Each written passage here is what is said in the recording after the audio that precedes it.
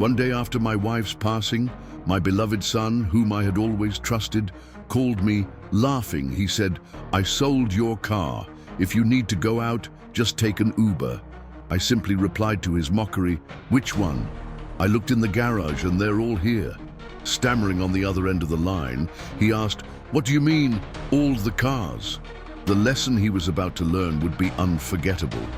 My name is Edward, and at 70 years old, life had taught me some hard lessons, but none had prepared me for the cruelty that would come from where I least expected it.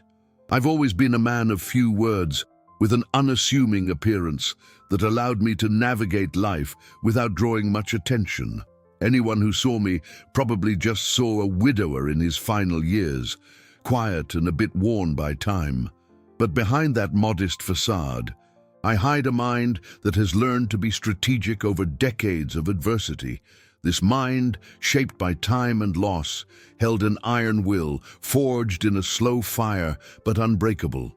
However, there was a fragility in me, an open wound that never fully healed, the compulsive need to protect my son, Mark, from all the consequences of his mistakes, even if it cost me pieces of my own soul.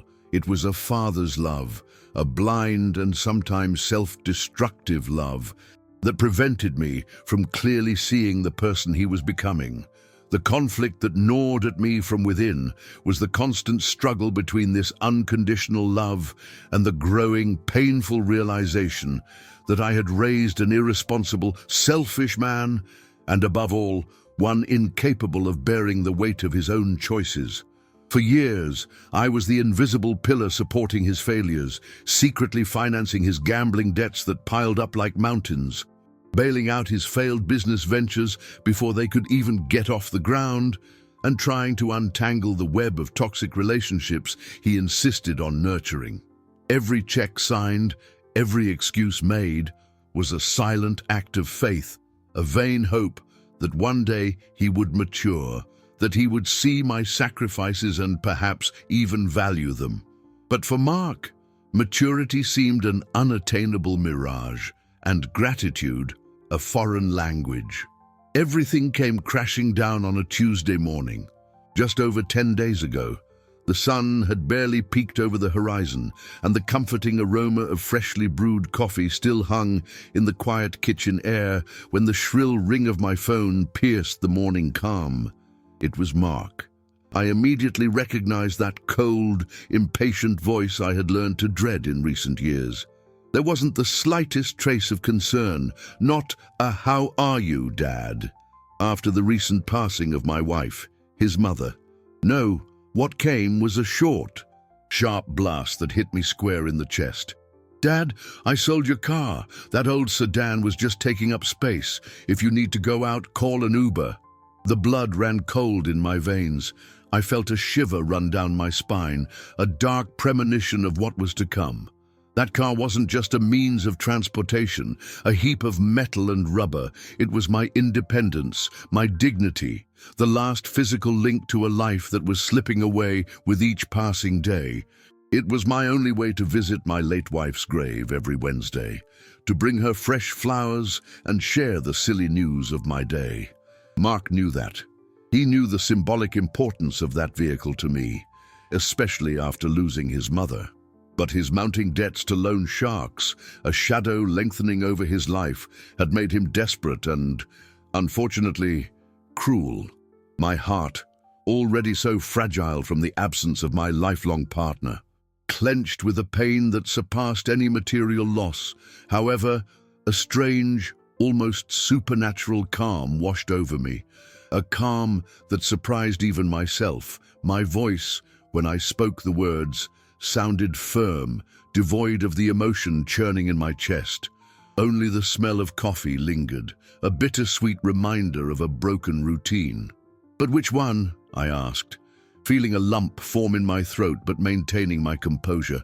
"I just looked in the garage, and all the cars are here."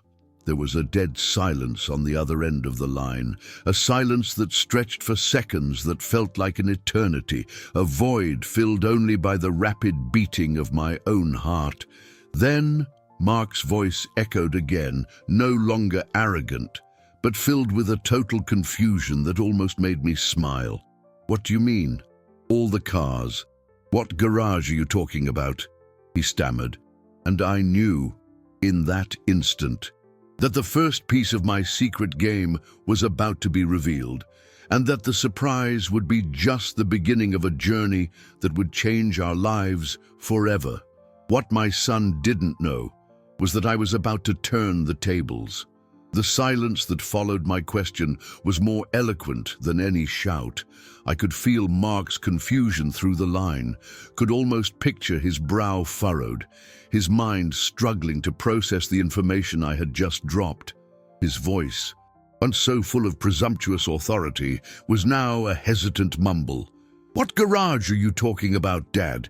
You only have the sedan. Where would another car be? Are you okay?" That last question came loaded with an insinuation that hurt more than the sale of the car itself. The feigned concern masked his intention to undermine my sanity, to paint me as a senile, disoriented old man. The smell of coffee in the kitchen seemed to turn sour, becoming as bitter as the reality unfolding.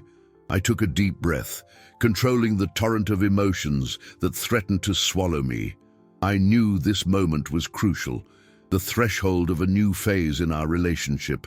What my son didn't know, what no one but me and my late wife knew, was that 2 years earlier, after her passing, I had inherited far more than he imagined. It wasn't just the small apartment where we lived, a modest home she had transformed with her touch and care. My wife, Claire, a woman of delicate secrets and deep passions, had left behind a secret property in the countryside, a secluded estate hidden among rolling hills and ancient trees. No one in the family knew about it, not even Mark. It was Claire's sanctuary, her personal refuge, and now it was mine. At the heart of this property, nestled among the lush vegetation, was a sturdy, discreet barn where she kept her hidden passion. A collection of classic cars. She restored them as a hobby, a secret art she had cultivated since her youth, long before we met. It was her private world, the haven where her soul found peace. For years after her passing, I kept this secret under lock and key.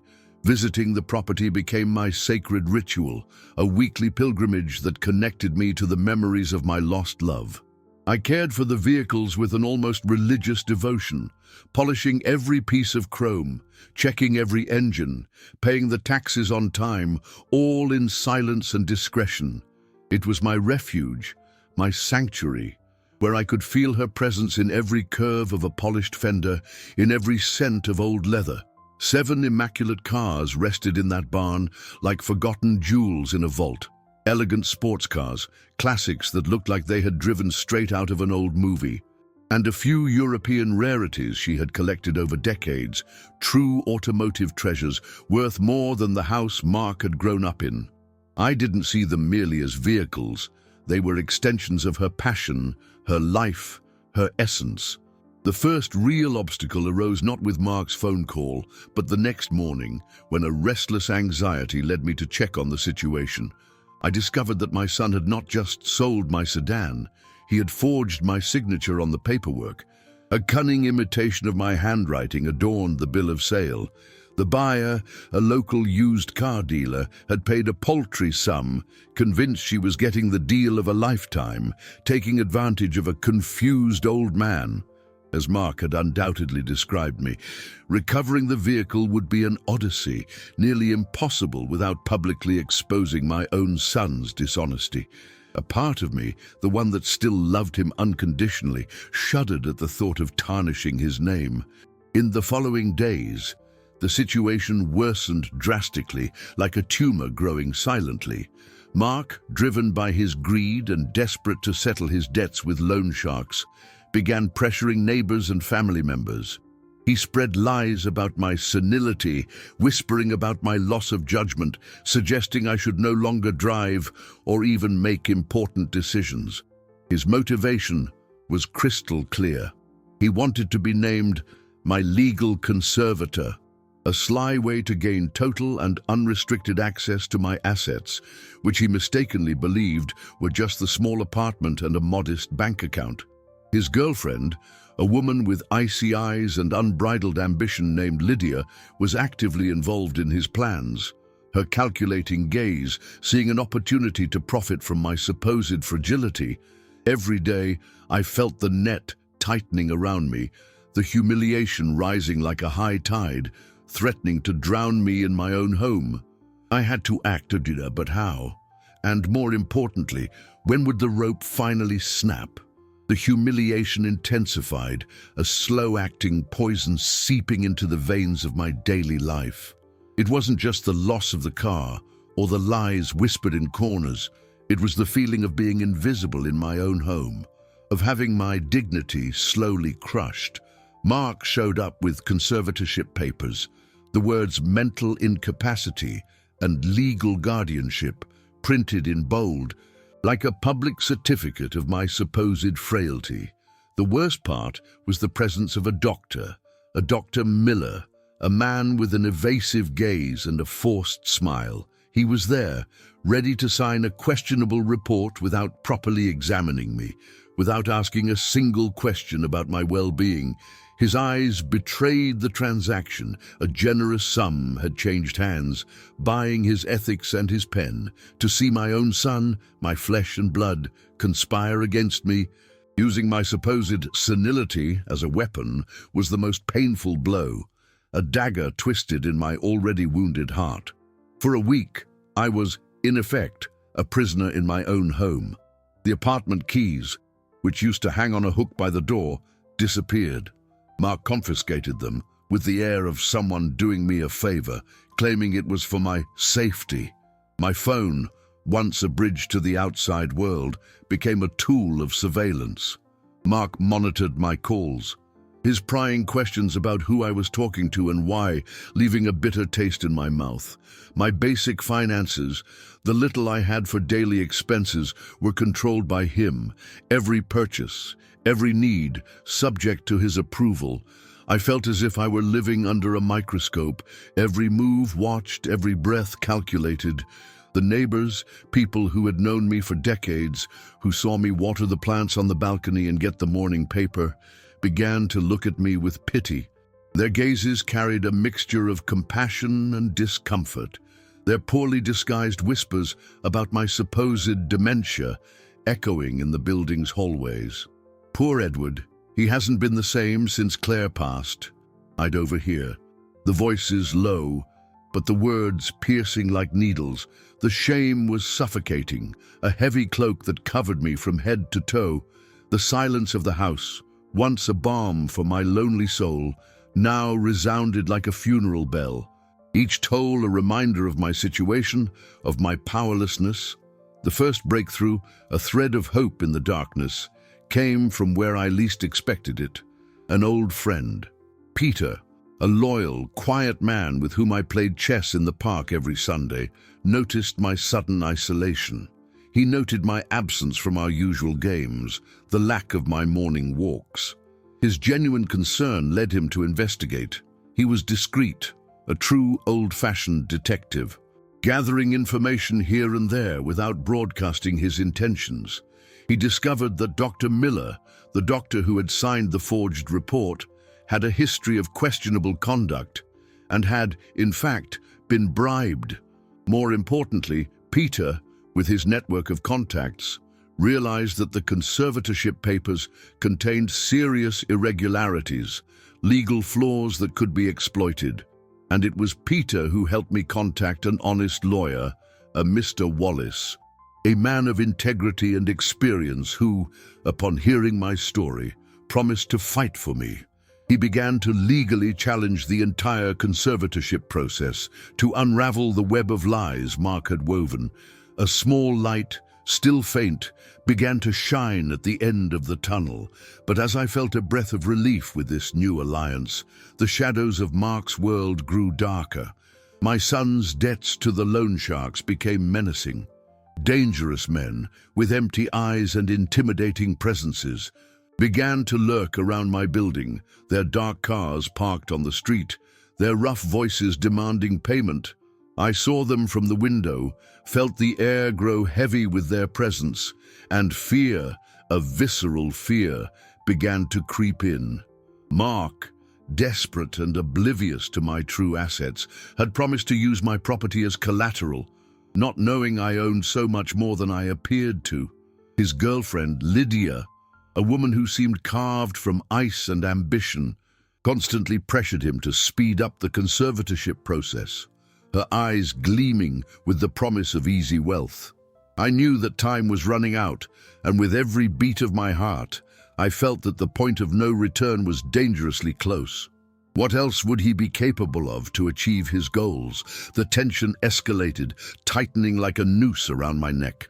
I felt the circle closing in, the pressure mounting with each passing day. It was then that I received the most shocking news of all, a blow that cut deeper than any physical pain or prior humiliation. I learned through Peter that Mark had scheduled an auction of all my supposed assets for the end of that second week. He planned to sell my furniture, the chairs where my wife and I used to sit and read, the table where we had breakfast together, my small collection of watches inherited from my father, each with its own story and a tick-tock that echoed memories. And most cruelly of all, he intended to sell family photographs, entire albums of precious moments, smiles frozen in time, the record of a life he now wanted to erase. The cruelty of his actions was unbearable.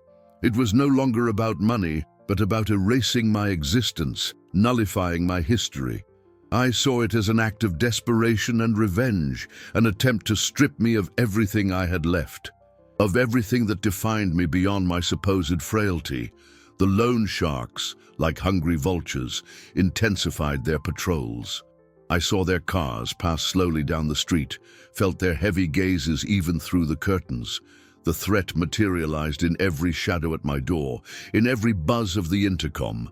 Mark, for his part, was increasingly haggard, with dark circles under his eyes and a stooped posture. I could see the panic in his eyes, but he was still blinded by greed and Lydia's pressure. She, a true manipulator, whispered in his ear, painting pictures of a luxurious life that could only be achieved if he got rid of me and took possession of what she imagined to be my small but sufficient estate. With every argument, Lydia reinforced the idea that I was a burden, a barrier to the happiness and wealth that awaited them. Her poison seeped in, corrupting what little was left of Mark's rationality. The turning point, the moment that awakened me to the need for drastic action, happened on a gloomy afternoon. Peter got a crucial piece of information. Lydia had convinced Mark to have me committed to a nursing home. The justification was the same, the tired and worn-out phrase, "for my own good." The papers were already being prepared, and I would have only 48 hours before the forced admission. The prospect of losing my freedom, of being thrown into a strange place without my belongings, without my autonomy, terrified me like nothing before. It wasn't just the loss of my home, but the loss of my dignity, my voice, my very identity. I pictured myself in a cold bed, watching time pass, hopeless. That was the limit. My patience, my complacency, my desire to protect Mark, all of it shattered. A cold, calculated resolve took hold of me. It was then that I decided to reveal my secret. The country estate, the cars, the hidden fortune. It was time to use my secret weapon, not to hurt, but to expose the truth and, perhaps, save Mark from himself. I picked up my phone, my hands steady despite the turmoil in my chest. I called Mark on a Thursday morning. The sun already high, but a heavy fog of anguish hung over me. My voice, when he answered, Synod was filled with a serenity that hid years of accumulated hurt, of unrecognized sacrifices. "Udim, I need you to come here now," I said, each word heavy with purpose. "We need to sort out this car situation once and for all." There was a brief silence, followed by an impatient sigh from Mark. He probably figured I was about to give in, to beg him to leave me alone, or to accept the sale of the car without further questions. Little did he know, I was about to turn the game on its head in a way he could never imagine. The tranquility in my voice deceived him. And he agreed to come. I knew he would bring Lydia, his constant shadow, the calculating mind behind many of his plans. That would only make the revelation more impactful, more dramatic. I could already picture the shock on their faces, the way their eyes would widen when the truth was presented to them. My mind was already rehearsing the words, the tone, the rhythm. The stage was set, and the main act was about to begin. What would happen when the mask finally came off? The wait was agonizing, each minute dragging on like an eternity. I sat in the living room, the morning coffee aroma long gone, replaced by a scent of anticipation and nervousness. The silence of the house was broken only by the ticking of the grandfather clock on the wall, a sound that suddenly seemed too loud, counting down the seconds to the confrontation. I had dressed in my simplest clothes, a pair of old, faded pajamas, to reinforce the image of a frail, helpless old man they had constructed for me. It was a visual trap, a bait for their arrogance. The folder with the documents lay on my desk, discreetly covered by a newspaper, waiting for the right moment. My hands, seemingly calm in my lap, trembled slightly. It was a mix of apprehension and a strange euphoria. The moment of truth was approaching, and I was ready to throw it in their faces. Finally, the intercom buzzed. A shiver ran down my spine. It was Mark. Undoubtedly, with Lydia in tow. I opened the door and greeted them with a weak smile that I hoped looked naive. Mark, in his wrinkled suit and looking tired, seemed impatient. Lydia, impeccable as always, with a cold, calculating gaze, scanned the room with a quickness that didn't escape me. Her eyes were searching for something, perhaps some sign of hidden wealth or of my supposed dementia. "Dad, what's so urgent? I'm running late. I have important meetings," Mark said bluntly, his voice laced with a familiar impatience. "And this is Lydia. You've met her." I nodded, as if a bit confused, and invited them in. The atmosphere in the room was dense, heavy. I sat in my favorite armchair, gesturing for them to sit on the sofa across from me. "I'm sorry to bother you," I began, my voice a little shaky but under control. "But this whole thing with the car, it's left me a bit confused. I need to sort it out." Mark discreetly rolled his eyes, and Lydia exchanged a look of complicity with him, a small, smug smile playing on her thin lips. They were ready to dismiss me, to convince me to accept the situation. Little did they know what was coming. I stood up slowly, like an old man making an effort, and walked to my desk. I felt their eyes on me, filled with impatience and, in Lydia's case, a ravenous curiosity. My hands, with a practiced tremor, picked up the document folder, removing the newspaper that covered it. "Since you're so fond of selling cars, Mark," I began calmly, my voice gaining a subtle but noticeable firmness, "perhaps you should get to know all of them first." I held up the folder, revealing its contents. First, I showed them the keys to the country estate, not ordinary car keys, but an old set, with a large, rusted key for the main gate, and smaller ones for the barn and the house. Next, the property documents, the land deed in Claire's name, with a purchase date from decades ago. Finally, I took out the photographs of the cars. These weren't hurried snapshots, but professional, high-quality images that Claire had commissioned. They showed the immaculate vehicles, gleaming in the sunlight, each a work of art on wheels. "Here are all the family vehicles," I said, watching their faces gradually turn pale. Mark's arrogance dissolved in seconds, replaced by stunned surprise. Lydia's eyes, once calculating, were now wide. Her smug smile twisted into a scowl of disbelief. "A collection your mother spent 30 years building," I continued, my voice now cold and sharp, without a trace of any frailty. "Classic sports cars, European rarities, a few one-of-a-kind models in the country. They're all worth millions." The silence was deafening, so heavy you could almost feel it.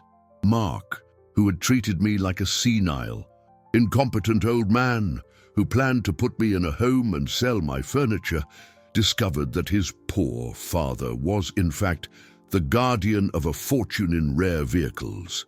Lydia, the calculating girlfriend, realized immediately that she had completely underestimated the family's financial situation. The air in the room seemed to thin, and the color drained from their faces. I saw the exact moment the penny dropped, and the realization of the magnitude of my lie hit them with the force of a lightning strike. And this was just the beginning. The shock on their faces was palpable, a blank canvas where presumption and impatience had once been. Mark, his mouth agape, looked like a fish out of water, his eyes fixed on the photographs and documents spread across the desk. Lydia, beside him, lost her composure. Her jaw dropped, and her eyes, once so cold and calculating, now gleamed with a mixture of disbelief and fury. The ambition that drove her was as colossal as her ability to underestimate others. Intelligence. She was furious, not at me, but at Mark, for having no idea of the wealth that was right under their noses. The deafening silence that filled the room spoke louder than any argument. "I was going to show you all of this when you demonstrated some maturity, Mark," I continued, my voice firm and clear, without any trace of the frailty I had feigned. Each word was a sharp knife, piercing the armor of his irresponsibility. When you stopped running from your responsibilities, when you understood the value of effort, of honesty. My eyes met his, and I saw shame begin to spread across his face. It was a rare, almost unprecedented emotion for Mark, and for a brief moment I felt a flicker of hope. But the accumulated hurt, the years of disappointment, and the recent blow of his betrayal had hardened my heart. "But since you'd rather steal than talk, since you'd rather put me in a nursing home and sell my memories, I think it's best we get everything appraised and just sell it all." Those last words, spoken with a coldness I didn't know I possessed, hit Mark like a punch to the gut. His eyes widened even more, panic taking over his features. He knew what the sale of the estate and the cars would mean. The loss of a multi-million-dollar inheritance, a fortune he had dismissed as the assets of a senile old man. Lydia, seeing her dreams of easy wealth vanishing like smoke, couldn't contain her frustration. "How could you be so stupid, Mark?" she hissed, her voice low and full of venom. "You had all of this in your hands and you wanted me to believe he was some broke old man. Now we have nothing because of you." Her words were like arrows, each one burying itself in what was left of Mark's already fragile self-confidence. Lydia's true, mercenary nature, once so well disguised, was now laid bare, revealed in its crudeness. The desperation in his eyes was instantaneous. Mark realized his greedy actions had cost him not only our relationship, which was already in tatters, but also an inheritance worth millions. He looked at me, his lips moving, but no words came out. I could see the pain, anger, and regret warring within him. Lydia, realizing the gravy train had derailed, didn't hesitate to abandon him. "I'm not sticking around to watch you lose everything because of your own stupidity," she declared, her voice icy, grabbing her purse and walking towards the door. "I don't need a man who can't even inherit a fortune." Her words were a final blow, a cruel farewell that left him alone to face the consequences of his choices.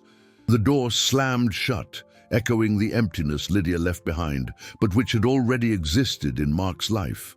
For the next 2 days, my son tried to reach me incessantly.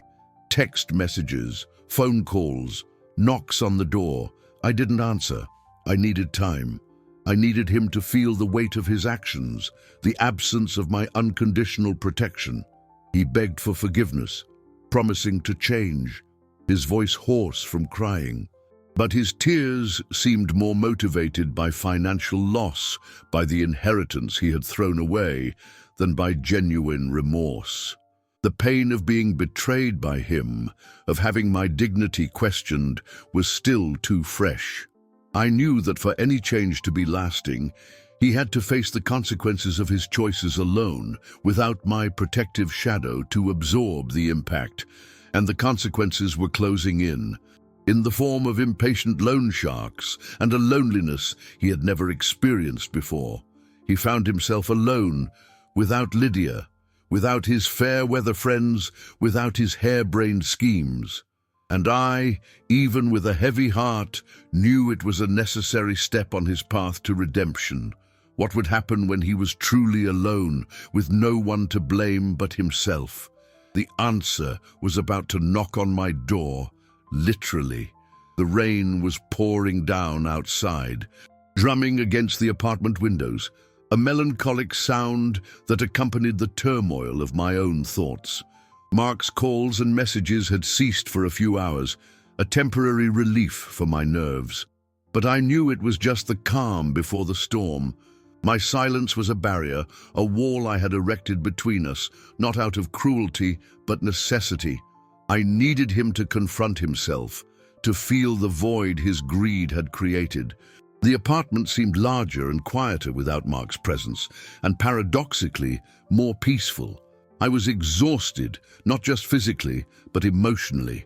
The revelation of the car collection, though planned with precision, had drained an immense amount of energy from me. It was as if I had fought an internal battle, and the victory, while necessary, left a trail of exhaustion. The emotional climax came suddenly, without warning, like the thunder that now echoed in the dark sky. The doorbell rang insistently around 8 in the evening. My heart leaped. I knew it was him. No one else would visit me on such a relentless, rainy night.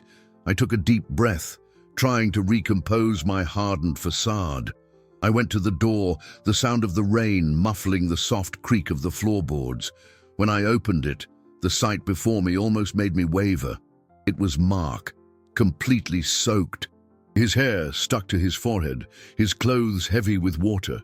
His eyes, once so full of arrogance and presumption, were now swollen and red, overflowing with genuine tears. These weren't tears of anger over a financial loss, but of a deep, visceral suffering. He was alone, without Lydia, without his opportunistic friends, without the armor of his arrogance. "Dad, I'm so sorry," he whispered, his voice choked, barely audible over the sound of the rain drumming against the windows and the sobs that racked his body. His hands, once so ready to take, were now extended in a gesture of supplication, almost pleading. His shoulders trembled, and he seemed to have shrunk, transformed into a vulnerable, helpless figure. For a moment, a brief, painful instant, I once again saw the boy I had raised, the one who would run to me with a scraped knee, who would hug me with the unconditional trust of a child. This wasn't the greedy man he had become, but the frightened child who had gotten lost somewhere along the way. That image hit me hard, disarming the last of my heart's defenses. The pain in his eyes was authentic, undeniable. He was broken. He told me about the loan sharks who were threatening him, about the loneliness that had been eating away at him since Lydia had left. His voice was a lament, a confession of failure. He had lost his girlfriend, the friends who only came around for convenience, and now he was facing the threats of dangerous men alone. "I was a monster," he confessed, his voice thick with emotion. "I don't deserve your forgiveness, I know that.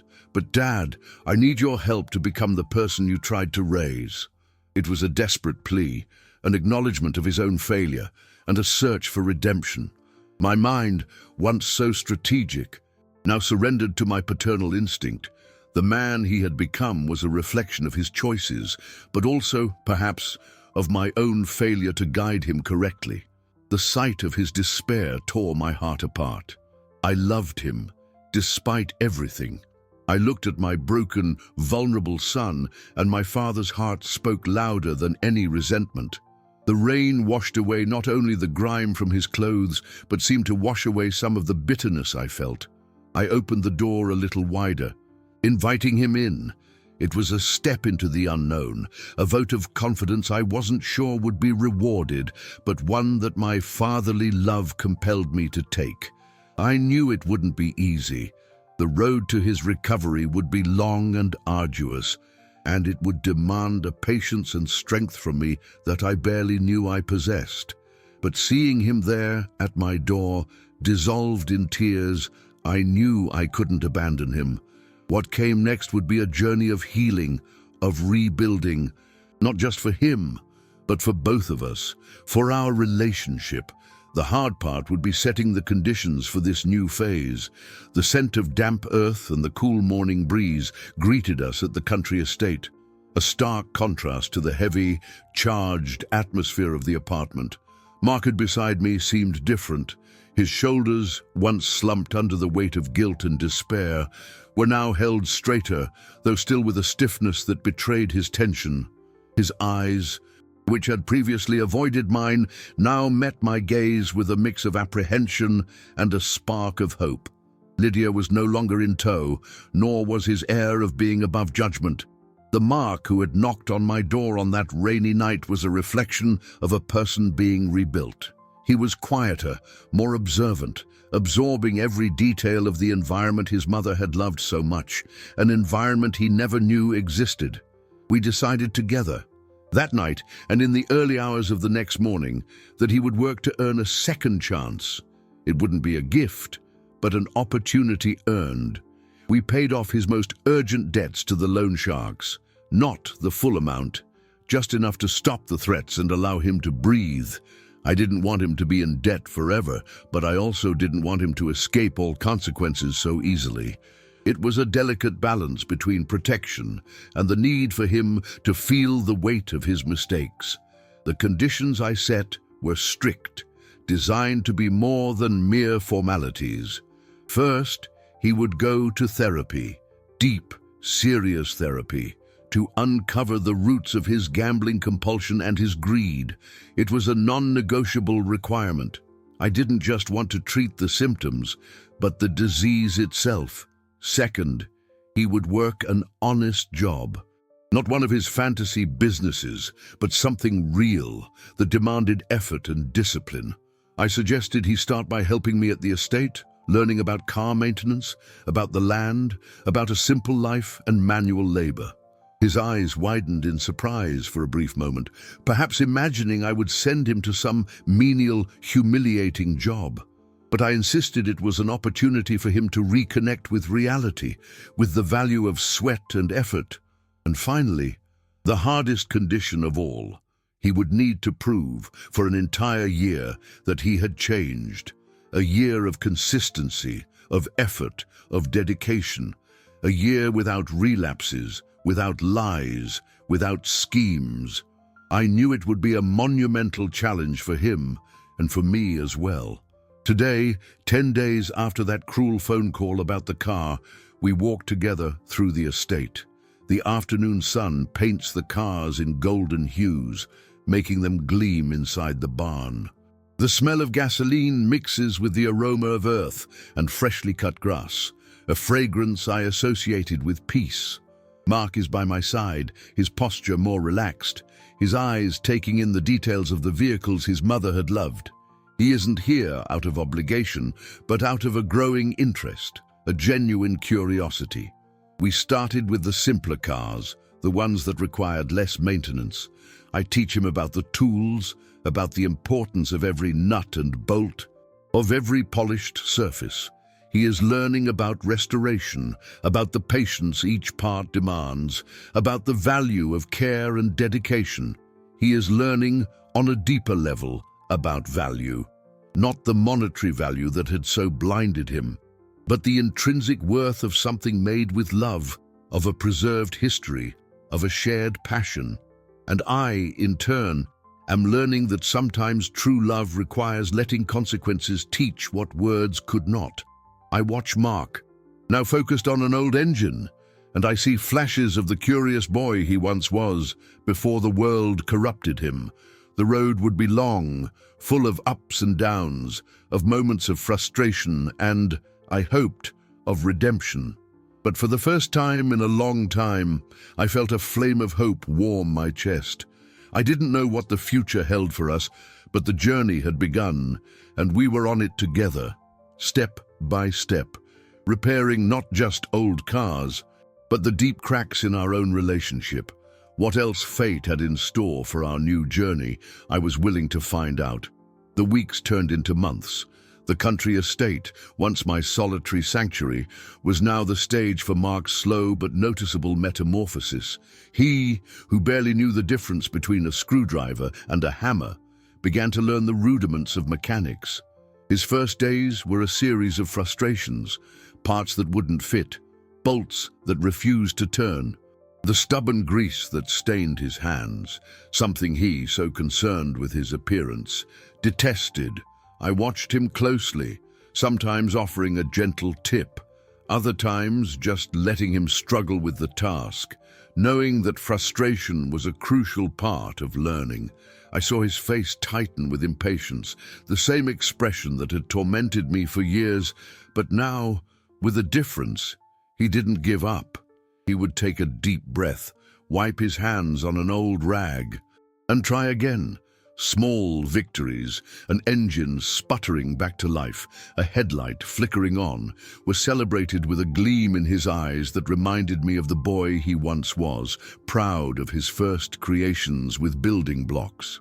Our routine settled in. Mornings at the estate, immersed in the smell of oil and metal, under the light filtering through the barn's slats. Simple lunches, prepared by me, sitting on a wooden bench, with the sound of birds as our soundtrack. In these moments, conversation flowed more naturally. He would ask me about Claire, about how she acquired each car, about the stories behind the restorations. I shared fragments, memories of his mother that he had never known so deeply. It was a healing process for both of us, a reclaiming of memories I had kept under lock and key. He discovered that Claire wasn't just the quiet mother he knew, but a woman with vibrant passions and an uncommon determination. I felt a lightness in my heart seeing him absorb these stories, as if a part of her, through me, was finally reconnecting with him. Therapy, a cornerstone of our agreement, was something he took seriously, albeit reluctantly at first. He attended his sessions regularly, and I saw the difference in his behavior. He spoke less of easy money, less of schemes. There was a new sobriety in his gaze, a weight that was not of despair, but of reflection. He began to verbalize his fears, his insecurities, the pressure he felt to be someone, and how it led him to impulsive and selfish decisions. I listened attentively, offering a nod, a word of encouragement, but always respecting the space the therapist had created for him. The hardest part was watching him confront himself, admit his mistakes and the pain he had caused. However, it wasn't all a bed of roses. There were moments of tension. When Mark's old impatience resurfaced, a part that wouldn't arrive, a mechanical problem that proved more complex than expected, in those moments, his voice might rise. A flash of the old Mark, irritable and self-centered, would appear. I would let him vent, observing him, and he, noticing my silence and my steady gaze, would usually calm down, ashamed. "Sorry, Dad," he would say with a sigh. It's hard. I'm not used to doing things the right way." And I would nod, understanding that change was a winding path, not a straight line. One afternoon, while Mark was working on a 1968 Ford Mustang, one of Claire's favorites, he found something peculiar. The car, which looked perfectly restored on the outside, had a secret compartment under the dashboard, hidden behind a small fuse box that seemed slightly out of place.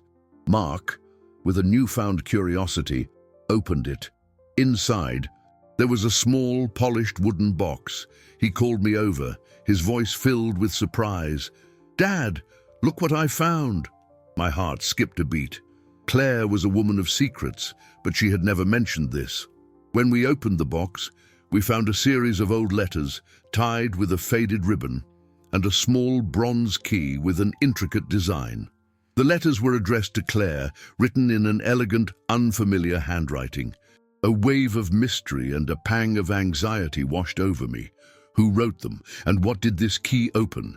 Claire's past, which I thought I knew so well, now seemed to hold more secrets than I ever imagined, and the answers, I felt, were about to unfold.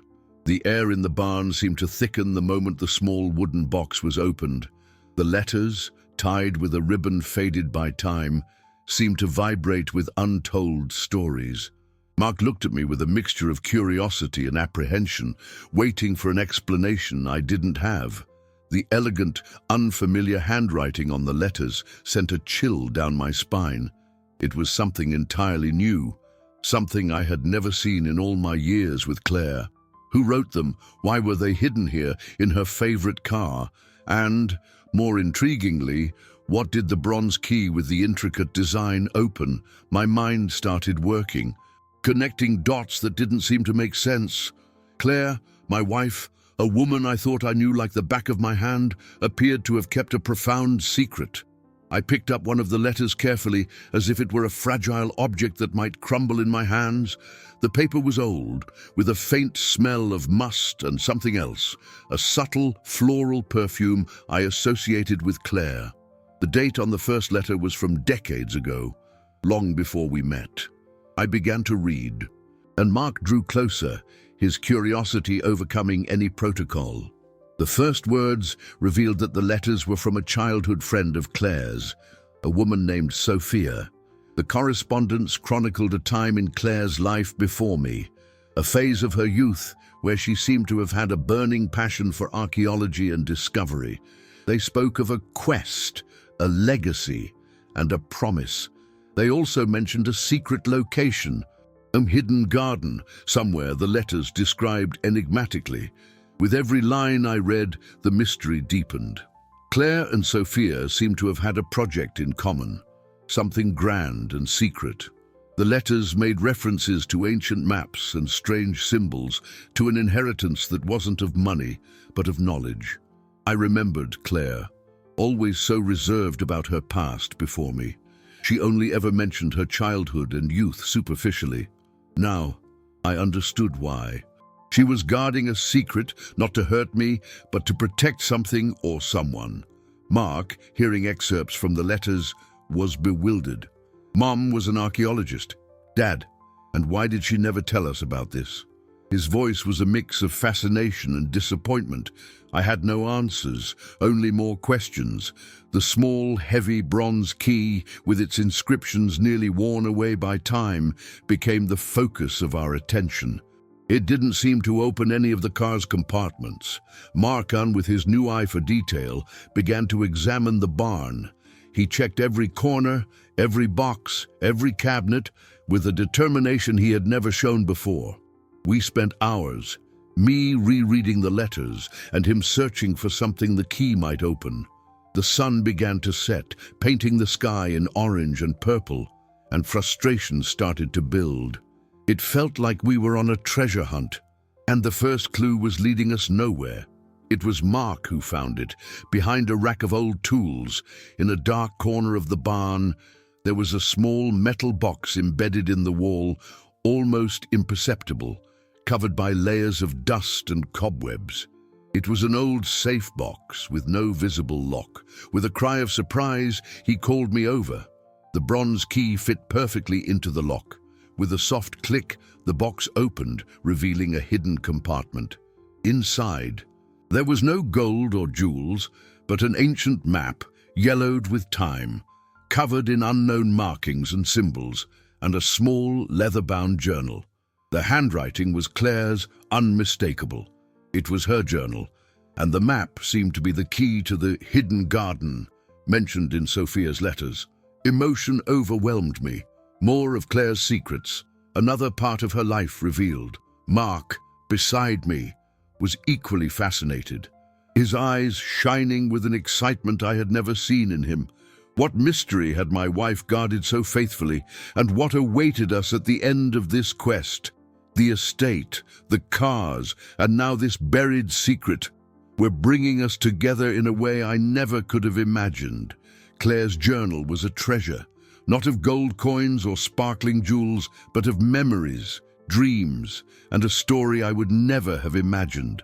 The worn leather cover and yellowed pages smelled of the past, of dried flowers and a faint perfume I associated only with her. We sat right there in the barn, under the dim light of a single bulb, with the ancient map spread between us. Mark, with a seriousness I had never seen in him before, encouraged me to read aloud. He was as immersed in the discovery as I was, perhaps even more so, because for him it was a new window into the life of the mother he barely knew in her fullness. The journal revealed Claire's passion for archaeology, a major she had pursued in college, but which her more traditional parents had discouraged her from following professionally. They wanted her married, with a stable life. Claire, however, never abandoned her dreams. With Sophia, her inseparable friend, she embarked on a secret adventure, the search for a legacy from her grandmother, an eccentric and visionary woman who had been a collector of art and historical artifacts, but who, fearing her collection would be confiscated or disrespected, had hidden most of it. The Hidden Garden was the name they gave to a rural property that had belonged to the grandmother Dee, a place that according to the journal, held not just art, but also a vast research archive on local history, documents and manuscripts that could rewrite parts of our region's history. Claire wrote about the thrill of the treasure hunt, the challenges of deciphering the clues left by her grandmother, the joy of small discoveries. She wrote about the frustration of dead ends and the perseverance that drove her. This was a Claire I didn't know, a woman of adventure and intellect, whose eyes shone with the fire of discovery. Mark listened to every word, and I could see on his face a mixture of surprise and admiration. "My mom was incredible," he whispered at one point, his eyes welling up. "Why did she never tell me any of this?" The pain in his voice was palpable. I explained that perhaps she wanted to protect that side of herself, to keep it as a personal refuge, especially after life's pressures led her to step away from archaeology. The journal also contained clues about how the map worked. It wasn't a conventional geographical map, but a complex riddle, with landmarks and symbols that Claire and Sophia had created to communicate. There were references to stars, to phases of the moon, to alignments of ancient trees. It was a puzzle that would require not just intelligence, but also patience and a certain sensitivity to the natural world. Mark, with his sharp mind for numbers and patterns, began to get involved in the deciphering. He pointed to symbols, drew lines on the map, his brows furrowed in concentration. It was a new form of interaction between us, a partnership that was unthinkable just a few weeks earlier. As we delved deeper into the journal, we realized that Claire and Sophia's quest wasn't just for artifacts. There was a strong current of altruism behind it. Claire's grandmother, a woman ahead of her time, believed that knowledge and art should be accessible to everyone, not just an elite. She dreamed of creating a foundation that would preserve and share these discoveries with the community. Claire and Sophia had embraced this vision, and the legacy seemed to be a plan to make this dream a reality. The revelation that my wife had such a noble and ambitious purpose before she met me filled me with renewed pride, but also a slight pang of sadness for not having shared that part of her. And Mark, who had always sought wealth for himself, was now immersed in a story of altruism and sharing. The irony was not lost on me. The next step was to follow the map. What awaited us at the end of this enigmatic trail? What treasures or truths awaited us in Claire's hidden garden? The mystery drove us, and the search for answers became increasingly urgent, not just for what we might find, but for what this journey was transforming within us both. Deciphering Claire's map and journal became our obsession.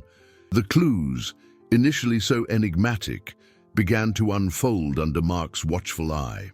His mind, once geared toward quick profits and risky schemes, now applied itself with surprising dedication to the symbols and coordinates left by his mother and Sophia. We spent hours in the barn, hunched over the yellowed map, with the journal open beside it, Claire's notes guiding us. He identified patterns I couldn't see, traced imaginary lines that connected seemingly random points. And with each discovery, a glint of excitement appeared in his eyes. I watched him, marveling at this new facet of his character, an intelligence and curiosity that modern life and his vices had obscured. The hidden garden, as the journal called it, was no ordinary place. The clues indicated it was in a remote area of Claire's grandmother's property, a region of dense, hard-to-access woods that I knew was almost unexplored.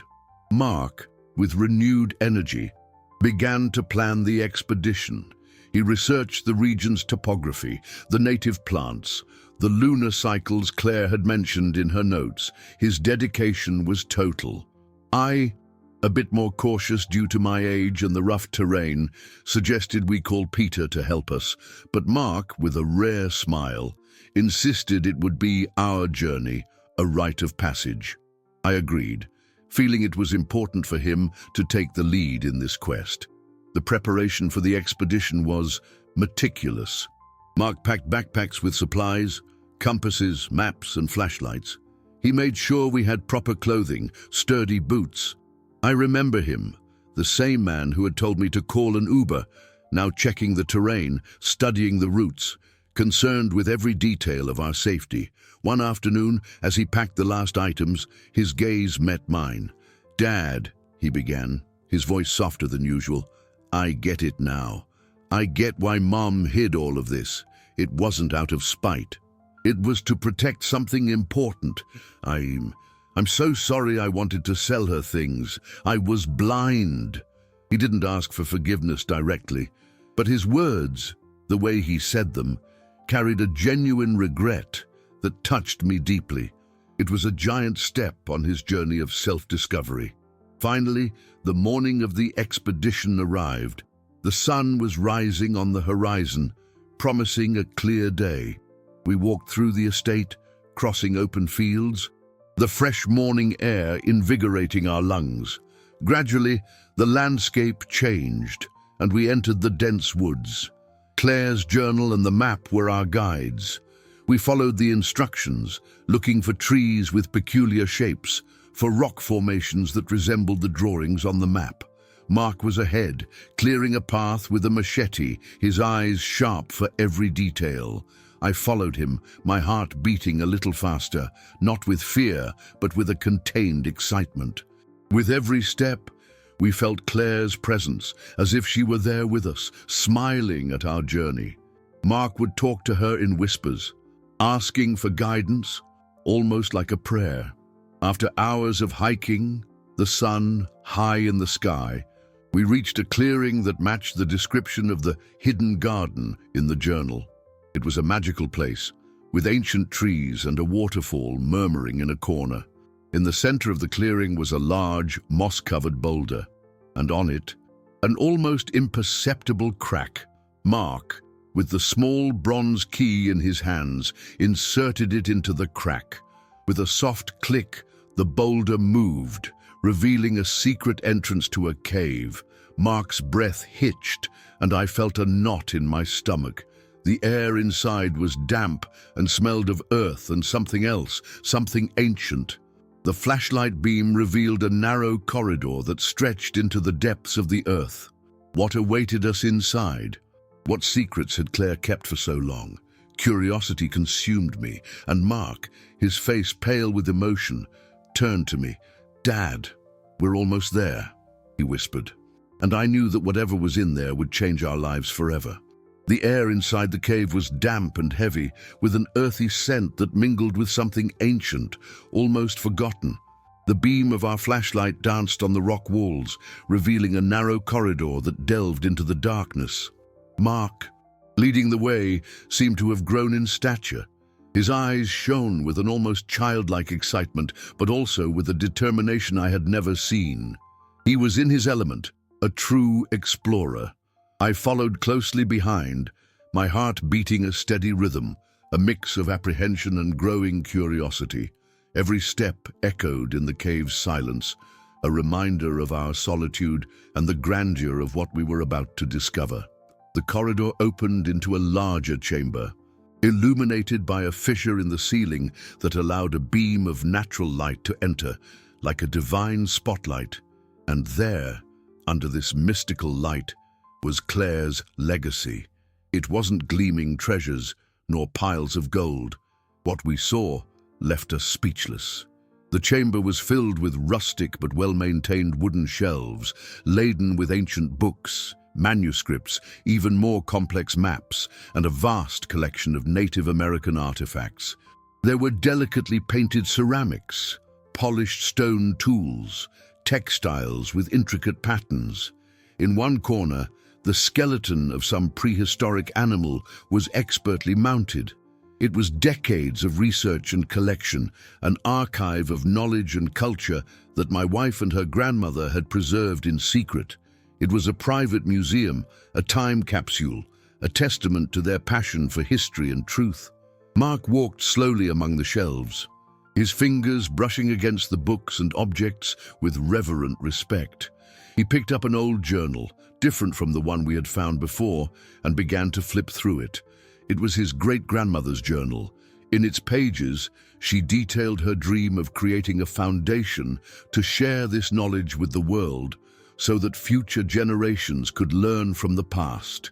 Claire's words from her own journal about her grandmother's dream and her own intention to continue it echoed in my mind. I felt an overwhelming emotion, a mix of pride and a deep sadness for the Claire I never got to fully know. The woman ahead of her time who believed in the power of knowledge and sharing. It was Mark who broke the silence, his voice choked with emotion. "Dad, this is so much more than any money. It's history. It's Mom. It's my great-grandmother. It's a real treasure." He turned to me, his eyes moist, but not with sadness, but with a new understanding. I was so wrong. All I thought about was money, possessions, but the real wealth is here, in something you can't sell, something you can't spend. He was no longer the man with empty eyes for material riches. Now he saw the value of legacy, of an intangible inheritance. I hugged him, feeling his warm tears on my shoulder. It was a different embrace from all the others, a hug between a father and son who had finally found each other again. Not just in flesh and blood, but in spirit.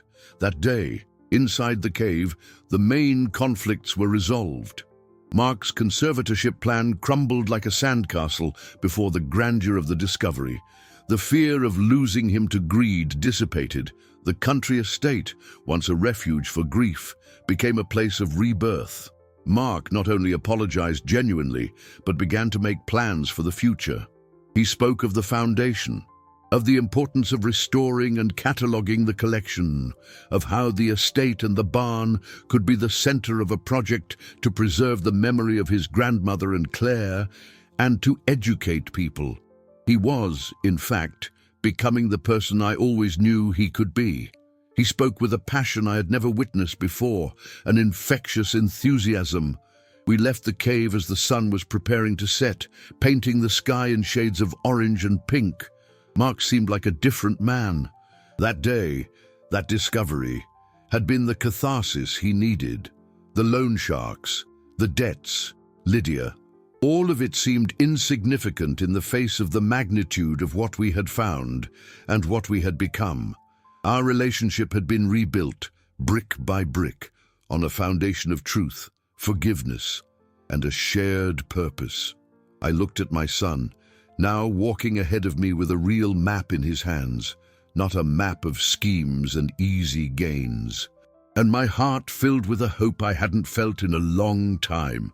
The journey wasn't over yet, but the path was clear, and most importantly, we were on it together. The days following our discovery in the cave were filled with an energy I hadn't felt in a long time.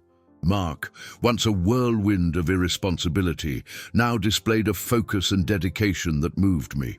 The first thing we did was secure the hidden garden. He researched methods of artifact preservation, how to catalogue the material accurately. It seemed that archaeology, his mother's hidden passion, had found a new devotee, an unexpected heir. The joy on his face as he organized the manuscripts or gently cleaned an ancient piece of pottery was a reward far greater than any material fortune. I watched him with renewed pride, realizing that the transformation I had longed for was actually happening before my eyes. The idea of the foundation, which once seemed a distant dream of Claire's grandmother, began to take shape.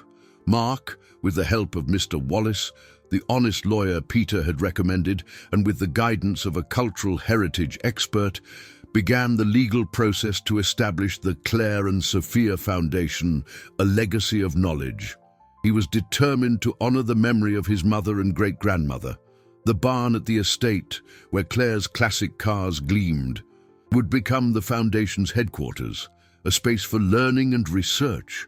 Mark's debts, though the most urgent ones were paid, still existed. With a sense of responsibility I had never seen, he proposed using a portion of the sale of one of the cars, a collector's item, to pay them off in full, insisting he would do it with the sweat of his own labor by helping restore the other vehicles. Our relationship flourished, growing deeper and more sincere each day. Conversations that were once punctuated by accusations and resentment were now filled with exchanges of ideas, plans for the future, and even moments of genuine laughter. He would ask about my day, about my opinions, valuing my experience and my knowledge. I, in turn, felt the joy of watching him grow, of witnessing the man of integrity he was becoming. The weight of worry I had carried for so many years slowly dissipated, replaced by a lightness, an inner peace I thought I would never feel again after Claire's passing. Mark continued his therapy, and the fruits of that process were visible. He learned to deal with his frustrations in a healthier way, to recognize his triggers, and to seek help when needed. Greed, once a monster that consumed him, was replaced by a greater purpose, a desire to contribute, to leave a positive legacy. He no longer spoke of immediate riches, but of lasting value, of social impact. Seeing him embrace these values, family, altruism, justice, resilience, and human connection, filled my heart with immense gratitude. It was as if Claire's soul, through her legacy, had finally reached and transformed her son. Today, sitting on the porch of the country house, watching the sun set, the scent of jasmine in the air,